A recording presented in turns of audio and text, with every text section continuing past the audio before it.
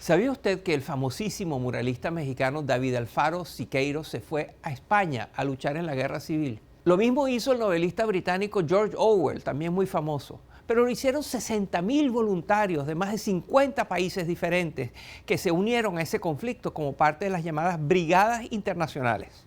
Esto ocurre en los países más diversos del mundo. Ha ocurrido desde 1948 en el conflicto árabe-israelí. Ha ocurrido en los movimientos guerrilleros de América Latina, donde individuos de diversos países han dejado a su patria para irse a luchar en campos de batalla muy lejos de su casa. Mi invitado de hoy se ha dedicado a estudiar este fenómeno con un enfoque muy particular. Personas de países como Estados Unidos, Francia o Trinidad y Tobago que terminan uniéndose a grupos terroristas del Medio Oriente, como Al-Qaeda o ISIS, el Estado Islámico. El doctor Daniel Beiman es un respetado experto en temas de seguridad y antiterrorismo. Él ha asesorado al gobierno de Estados Unidos y ha ocupado importantes cargos en diferentes centros de investigación, como Brookings, por ejemplo, donde actualmente trabaja. También es profesor de varias universidades y es autor de innumerables libros muy influyentes sobre terrorismo y conflictos en el Medio Oriente. Su más reciente libro se llama Guerreros Trotamundos, combatientes extranjeros en los ejércitos del yihad. En este libro argumenta que el número de extranjeros que se están uniendo a grupos islamistas está batiendo récords y que estos combatientes están jugando un rol importantísimo y muy preocupante en países como Irak, Siria, Somalia y mucho más allá. A continuación converso de todo esto y mucho más con el doctor Daniel Beiman. Mire.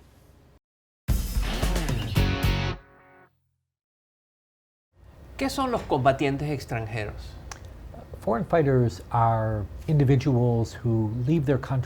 Los combatientes extranjeros son individuos que dejan sus países para ir a luchar en conflictos de otros países. Lo hacen de manera voluntaria, a menudo son motivados por alguna ideología o por una sed de aventura. Los combatientes extranjeros siempre han existido. Por ejemplo, durante la Guerra de Independencia de Estados Unidos, algunas de las figuras más célebres que lucharon en contra de los británicos eran de Francia u otros países.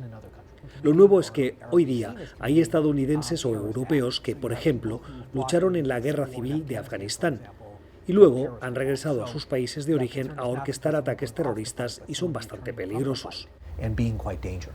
Usted comienza el libro con un personaje muy interesante que se llama Abdullah Azzam. Cuéntenos de él. Azzam es probablemente el padrino del movimiento de combatientes extranjeros en el yihadismo. Era originariamente de Palestina y estuvo un tiempo en Arabia Saudita y en otros países antes de terminar en Afganistán. Tras la invasión soviética a Afganistán en 1979, Azzam hizo un llamado a los musulmanes de todas partes para que lucharan junto a él en contra de los soviéticos. Al comienzo encontró mucha resistencia, pero su discurso consistía en decir: ustedes no son sauditas, no son afganos, son musulmanes.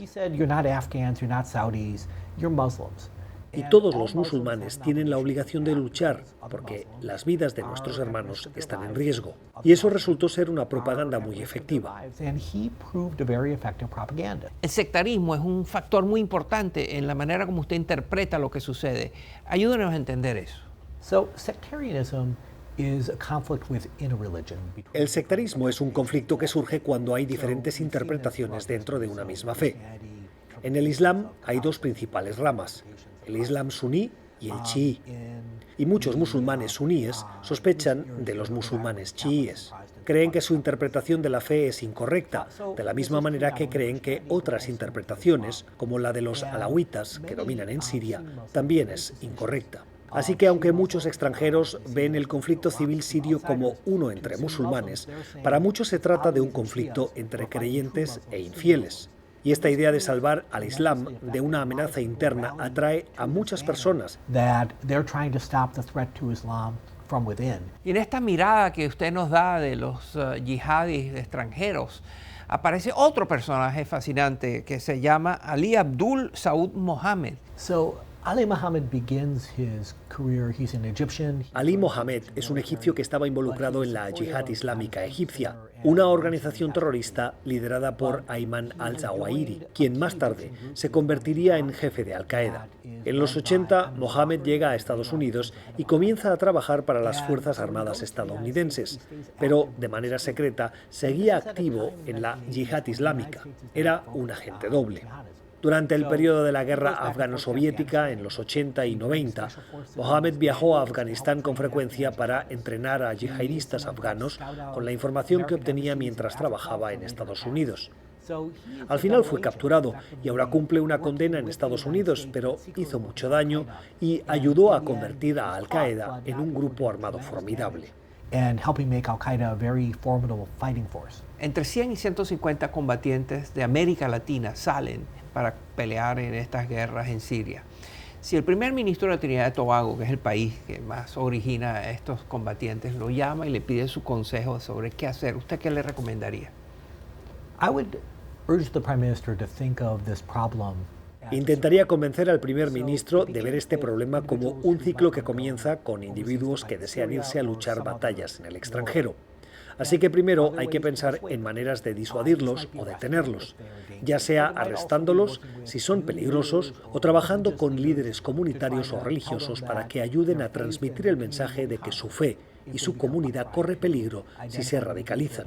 Si llegan a la zona de conflicto, habría que trabajar con otros países para tratar de identificar campos de entrenamiento e individuos peligrosos. También hace falta leyes efectivas y una fuerza policial fuerte y competente. Ahora mismo hay un problema con la gente que está abandonando el autodenominado Estado Islámico y nadie sabe qué hacer con ellos. Así que se necesitan medidas para enfrentar el problema desde que estas personas salen de casa hasta que regresan.